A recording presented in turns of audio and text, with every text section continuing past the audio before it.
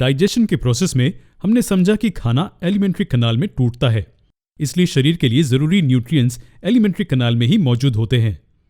उसी तरह हमारे शरीर के अंदर ऑक्सीजन जहां पहुंचता है वो जगह एल्वियोलाई है। हालांकि पूरे शरीर को सभी न्यूट्रिएंट्स और ऑक्सीजन की भी जरूरत होती है, तो सभी सेल्स को जरूरी न्यूट्रिएंट्स और ऑक्सीजन कैसे मिलते हैं? खैर, उसके लिए हमारे शरीर में एक बहुत एफिशिएंट ट्रांसपोर्ट सिस्टम है। हमने ब्लड के बारे में पढ़ा है, सिर्फ यही हमारे शरीर में फ्लूइड कनेक्टिव टिश्यू है। आपको क्या लगता है कि ये हमारे पूरे शरीर में हर एक सेल से मिलते हुए क्यों सर्कुलेट होता रहता है? ये इसलिए क्योंकि ब्लड हमारे शरीर में सभी सेल्स तक न्यूट्रिएंट्स और ऑक्सीजन पहुंचाने के लिए जिम्मेदार है। सिर्फ यही नहीं, ब्लड ये भी सुनिश्चित करता है कि कार्बन डाइऑक्साइड और वेस्ट प्रोडक्ट्स सेल से ले लिए जाएं। ये और किस चीज में मदद करता है?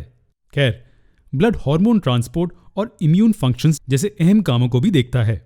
हालांकि ब्लड सेल्स के बिना किसी ड्राइविंग फोर्स के शरीर में लगातार बहना नामुमकिन है, तो ये कौन सुनिश्चित करता है कि ब्लड सेल्स लगातार बहते रहें?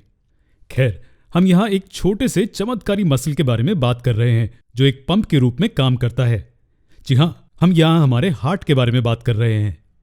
तो वास्तव में हार्ट वो ऑर्गन है जो ब्लड को फोर्स के साथ पंप करता है, ये सुनिश्चित करते हुए कि ये लगातार सर्कुलेट होता रहे। जानवरों की तरह हम जानते हैं कि प्लांट्स को भी पानी और मिनरल्स पत्तों की ओर पहुंचाने के लिए एक ट्रांसपोर्ट सिस्टम की जरूरत है, और फोटोसिंथेसिस के बाद प्रोड्यूस किया गया खाना प्लांट्स के अलग अलग हिस्सों तक ले जाना भी जरूरी होता है। लेकिन प्लांट्स के पास सर्कुलेटरी सिस्टम नहीं होता है, तो ये इनके लिए कौन करता है?